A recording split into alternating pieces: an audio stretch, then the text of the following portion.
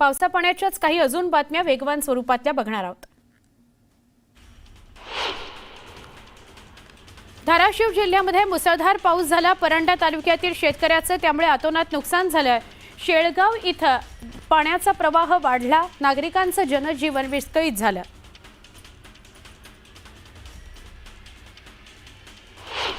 धाराशिवच्या भूम तालुक्यातील पाथरूड आणि आंबी परिसरात जोरदार पाऊस झाला।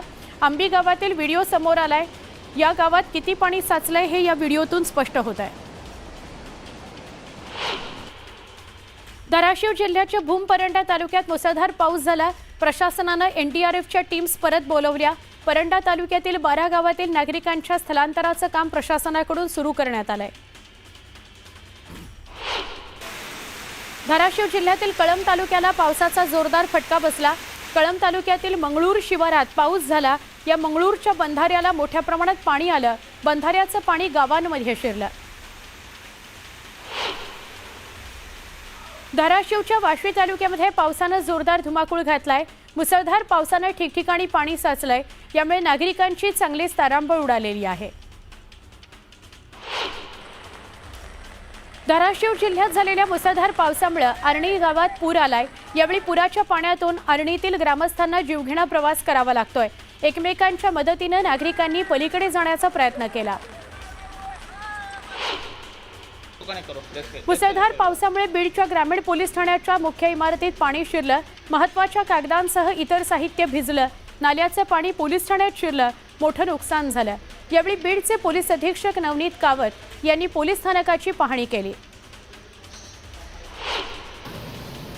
बीड शहरातून वाहणाऱ्या बिंदुसरा नदीला महापूर आला। पुराच्या पाण्याचा प्रवाह वाढला। दगडी पुलावरून पाणी वाहत असल्याने हा मार्ग वाहतुकीकरता बंद झाला। त्यामुळे नदीकाठच्या गावांना सतर्कतेचा इशारा देण्यात आला। बीडच्या माजलगाव तालुक्यातील सरस्वती नदीला पूर आला। पुलावरून पाणी वाहत असल्याने गावाचाही संपर्क तुटला। मात्र अशा परिस्थितीत गावातील नागरिकांचा धोकादायक प्रवास सुरू आहे। बीडच्या माजलगाव तालुक्यातील सरस्वती नदीला पूर आला। पुलावरून पाणी वाहत असल्याने कोथळा गावाचा संपर्क तुटला। परिसरातील गावांना सतर्कतेचा इशारा देण्यात आला। बीडमध्ये झालेल्या मुसळधार पावसाने मांजरा प्रकल्पातून मोठ्या प्रमाणात पाण्याचा विसर्ग करण्यात आलाय। यामुळे मांजरा आणि सिंदफणा नदीकाठच्या गावांना सतर्कतेचा इशारा देण्यात आलाय।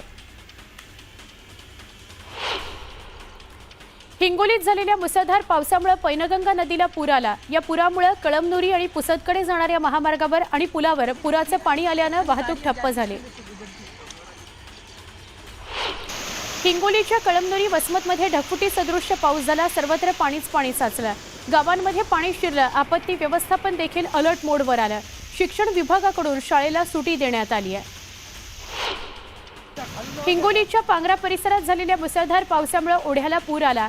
त्यामुळे गावातील काही शेतकरी दूध आणण्याकरता शेतात गेले, पण पुराचं पाणी वाढल्याने शेतकरी शेतातच अडकले। यावेळी दोरखंडाच्या सहाय्याने त्यांना सुखरूप बाहेर काढण्यात आलं। हिंगोली जिल्ह्यात झालेल्या मुसळधार पावसामुळे ओढ्यासह नाल्यांना पूर आला। हिंगोलीच्या कयाधू या नदीला पूर आला। शेकडो एकर पाणी शेती पाण्याखाली गेली, तर गावातही पाणी शिरण्याची शक्यता निर्माण झाली आहे। करमाळा तालुक्यात पावसाचा रेड अलर्ट जारी करण्यात आला। करमाळ्यातील अनेक पुलांवरून पाणी वाहू लागलं। त्यामुळे अनेक गावांची वाहतूक बंद असून गावांचा संपर्क तुटला। माजी मंत्री सदाभाऊ खोत यांनी शेतकऱ्यांनी गराडा घातलाय। शेतकऱ्यांनी खोतांना जाब विचारत तीव्र नाराजी नोंदवली। 16 वर्षांनंतर माढा मतदारसंघात सदाभाऊ खोत आल्याने शेतकरी संतप्त झाले। सोलापूरच्या माढा तालुक्यातील सीना नदीची पाणी पातळी वाढली आहे। उंदरगाव इथला पूल पाण्याखाली गेलाय। त्यामुळे माढा वैराग वाहतूक ठप्प झाली आहे। सोलापुरातील सीना नदीत पुन्हा एकदा पाण्याचा विसर्ग सुरू करण्यात आलाय। सीना नदीला पुन्हा एकदा पूर येण्याची दवंडी मोहोळ अक्कलकोट तालुक्यातील गावागावात देण्यात येते। अक्कलकोट तालुक्याला पावसाने चांगलं झोडपून काढलं। तालुक्यात झालेल्या मुसळधार पावसामुळे नदी नाले तुडुंब भरून वाहू लागले। खैराट गावाजवळ ओढा देखील ओव्हरफ्लो झाला। ग्रामीण भागातले रस्ते सुद्धा पाण्याखाली गेले। सोलापूर जिल्ह्याला प्रशासनाने रेड अलर्ट दिलाय। सोलापुरात पावसाची रिपरिप सुरू आहे। महापूर आणि अतिवृष्टीने सोलापूर आणि जिल्हा हैराण झालाय। पावसाची जर परिस्थिती अशीच राहिली तर अजून एकदा पूर येण्याची शक्यता वर्तवली गेली आहे। सांगली शहरासह जिल्ह्यात परतीच्या पावसाने चांगलाच धुमाकूळ घातला। तासगावातील मणे राजुरी ओढ्याला पूर आला। पुराचं पाणी पुलावरून वाहू लागलं, त्यामुळे या मार्गावरची वाहतूक बंद करण्यात आली। साताऱ्याच्या म्हसवडला मुसळधार पावसाने जोरदार तडाखा दिला। म्हसवड इथल्या शिंगणापूर रस्त्याला पाण्याने वेढा दिला। रस्त्यावरील दुकानांमध्ये पाणी शिरलं। यवतमाळमध्ये सततच्या पावसाने कापूस भिजला। शेतकऱ्यांनी कष्ट करून उभं केलेलं पीक पावसात भिजून गेलं। आता शेतकऱ्याच्या हातात काहीच राहिलेलं नाही। कर्ज कसं फेडायचं आणि पुढच्या हंगामाकरता पैसे कुठून आणायचे असा मोठा प्रश्न कापूस उत्पादक शेतकऱ्यांसमोर उभा आहे। नांदेडच्या पासदगाव इथल्या असना नदीच्या पुलावरून पाणी वाहत आहे, त्यामुळे हा मार्ग बंद करण्यात आलाय। तरोडा गावाजवळच्या ओढ्याला पूर आलाय। रस्ता वाहतुकीकरता बंद करण्यात आलाय। पावसामुळे या भागातील गजानन मंदिर परिसरात अनेक घरात पाणी साचलंय। नांदेडमध्ये पहाटेपासूनच सुरू असलेल्या मुसळधार पावसामुळे दुलेशहा नगर इथल्या एका घरावर वीज कोसळल्याचा दावा स्थानिकांनी केलाय। या घटनेत घर जळून खाक झालं। घरात कुणी नसल्याने सुदैवाने जीवितहानी टळली।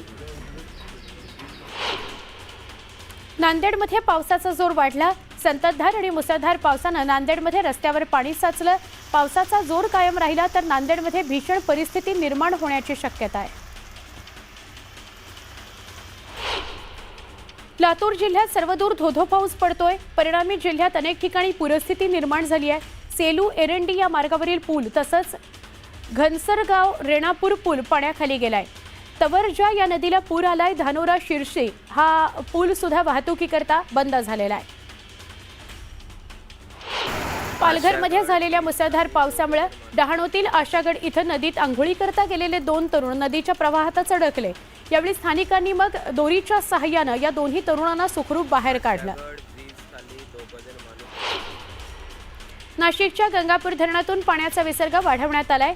गंगापूर धरणातून 1569 क्युसेक वेगाने पाण्याचा विसर्ग सुरू आहे, त्यामुळे गोदावरीच्या पाणी पातळीत वाढ झाली आहे। रामकुंड आणि गोदाघाटाच्या परिसराला गोदावरीच्या पाण्याने वेढा घातलेला आहे। इंदापूरच्या उजनी धरणाच्या सांडव्यावरून भीमा नदी पात्रात होणारा विसर्ग वाढवण्यात आलाय। नदी पात्रात तत्सम साहित्य अथवा जनावरे असल्यास तात्काळ हलवण्यात यावीत अशा सूचना प्रशासनाकडून देण्यात आल्या आहेत। सातारा जिल्ह्यात आणि घाटमाथ्यावर मुसळधार पाऊस पडतोय। धरणांच्या पाणी पातळीत वाढ होतीये। सगळीच धरणं 99 ते 100% भरलेली आहेत। सातारा जिल्ह्याला पावसाने ऑरेंज अलर्ट दिलाय। कोयना धरणाच्या पाणी पातळीत वाढ झाली आहे, त्यामुळे कोयना धरणाचे 2 वक्र दरवाजे उघडण्यात आलेत। धरणातून 5300 क्युसेक वेगाने पाण्याचा विसर्ग सुरू आहे। यवतमाळ जिल्ह्यात झालेल्या पावसामुळे शेतकऱ्याचं कापूस आणि सोयाबीन पीक धोक्यात आलंय। काही भागातील पीक पूर्णपणे उद्ध्वस्त झालंय। हतबल शेतकऱ्यांना टाहो फोडलाय। सरकारनं नुकसान भरपाई द्यावी अशी मागणी शेतकरी करतोय। पुणे जिल्ह्यात काही ठिकाणी पावसानं हजेरी लावली। शहरात सकाळपासूनच ढगाळ वातावरण आहे आणि गारवा सुद्धा पसरलेला आहे।